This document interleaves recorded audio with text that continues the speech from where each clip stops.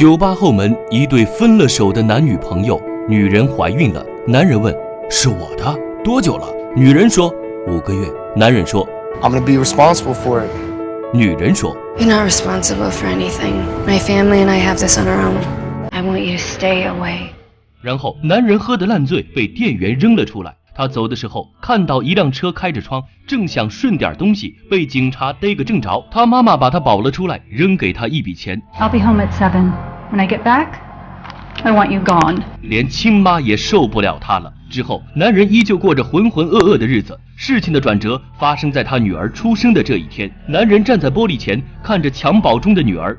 这一刻，他终于下定决心要振作起来。于是当看到消防队的招聘信息时，他就来了。但刚进门他就被拦了下来。对面的大块头对他说：“我们招满了，你走吧。”男人失望地点了点头。正当他准备走时，队长出来了，对他说：“进来吧。”刚坐下，队长开门见山就问：“你最近一次吸毒是什么时候？”男人显然没有料到他会问这个问题，有些不知所措，沉默了一会儿，回答道：“3个月前。”队长接着问：“你有前科吗？”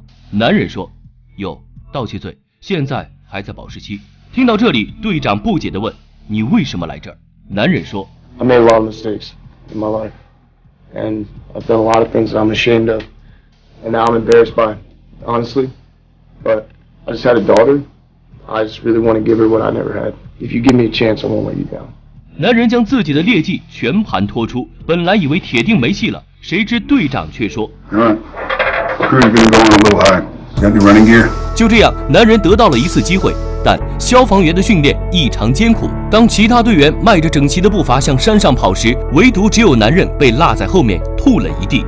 当其他人已经跑到山顶，开始往回跑的时候，男人才刚刚跑到半山腰。所有人都觉得男人不可能完成任务，就连队长也准备放弃他了。可就在这时，男人摇摇晃晃地出现了，他给队长看自己在山顶的打卡照片。队长满意地拍了拍他的肩，说：“周一早上6点见。”就这样，他得到了工作。当天晚上，男人去超市采购，他将买来的婴儿用品放在了前女友的家门口，然后就默默地离开了。第二天，训练开始了。虽然队长接纳了男人，但队里的其他人显然还没有接受他，甚至有人直接公然挑衅他，说他的前女友水性杨花，还让男人去查查那个孩子是不是他亲生的。男人听完之后当场发飙，他直接按倒了那个人，正要挥拳的时候，队长喊住了他 Do it! Throw that punch! Quit on yourself! Go home. Die.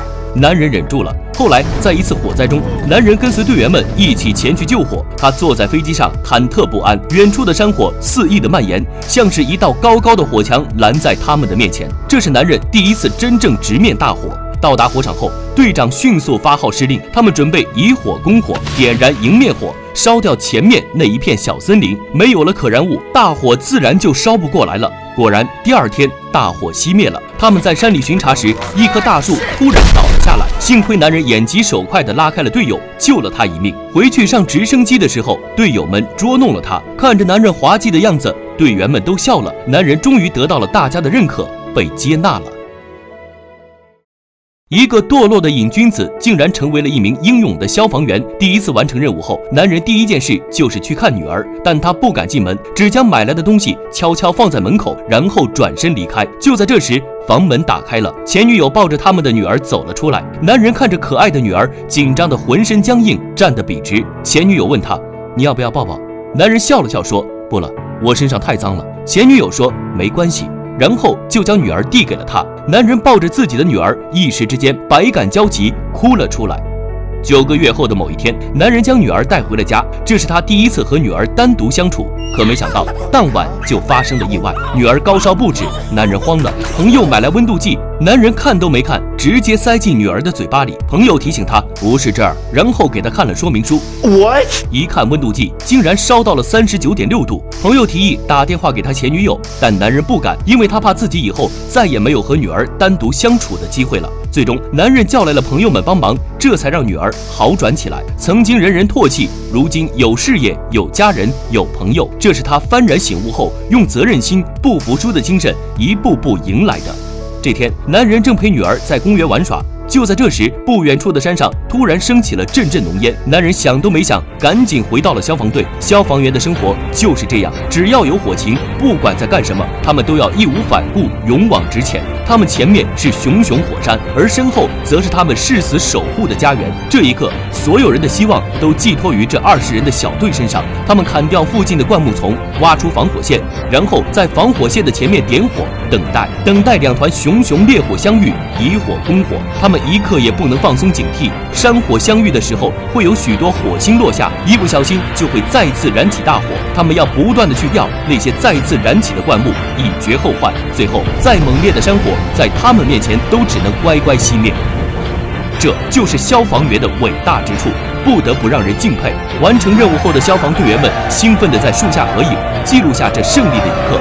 他们无疑是受人尊敬的英雄，但他们的灭火方法一开始却不太受人待见。之前在一次评级考核之中，就有一个经验丰富的考核员对他们以火攻火的方法提出过反问。不过事实证明，他们的方法是正确的。后来又有一次火灾发生，他们继续用以火攻火的方法，但这一次却出了差错，洒水飞机误把他们的防火线当成了火山，浇灭了。他们只能放弃这里，重新布置一个新的防火线。男人被队长安排到远处的山上望风，不一会儿，风速突然变快，山火迅速向男人烧了过来。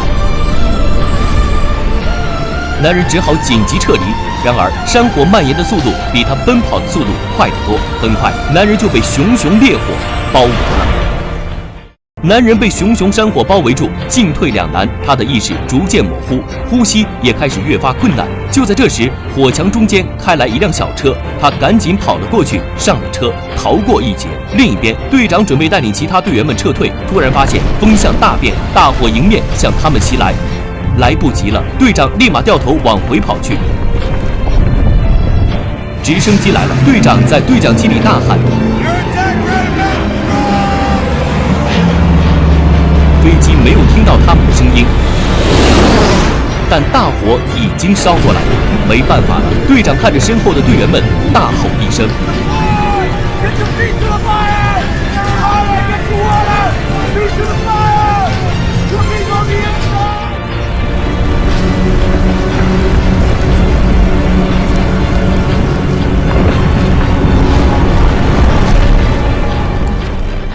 飞机还在不停地呼叫他们，但此时队长机内只剩下嘈杂的滋滋声。大火过后，到处都是废墟。等到救生员赶到时，只找到了19具烧焦了的残骸。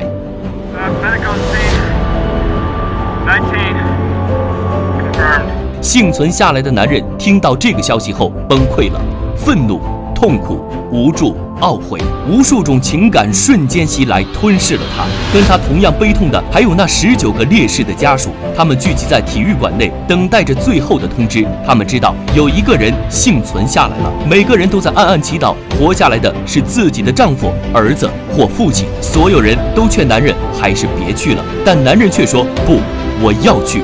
他回来不是为了自己，而是为了那些回不来的人。男人捏紧拳头，打开大门，走了进去。在看到面前的家属们目光从希望变成绝望后，他完成了最后的使命，转身离开。出了门，男人终于憋不住了，跪在地上崩溃大哭。Should have been me. Yeah, he was better than me. They were all better than me. 这是一个真实的故事，改编自一个名叫格拉尼特山高手消防队的英勇事迹。2013年，美国亚利桑那州发生大火灾，在那次火灾中，全队消防员于救火过程中殉职，其中最小的才21岁。其实哪里有什么英雄，只不过是一群孩子换了身衣服罢了。